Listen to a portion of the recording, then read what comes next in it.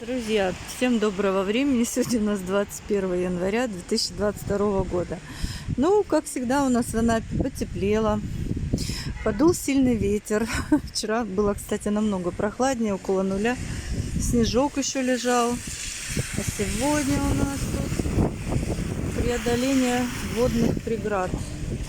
Сейчас буду пытаться перейти улицу Толстого.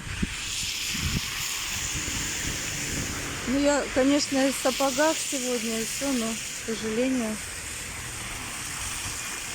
в связи с такими погодными явлениями, как сильный дождь, приходится переплывать в буквальном смысле этого слова улицы. Что все анапчане делают в это время года. Ну, я ожидала намного худшего. Бывает у нас и похуже. Вот эти все места залиты. Сегодня не так сильно еще.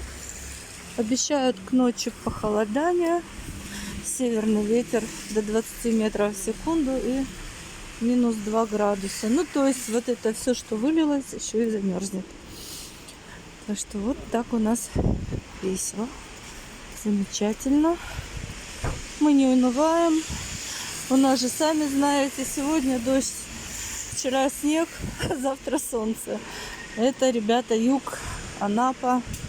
Такая у нас погода замечательная стоит. Всем доброго времени, замечательного настроения.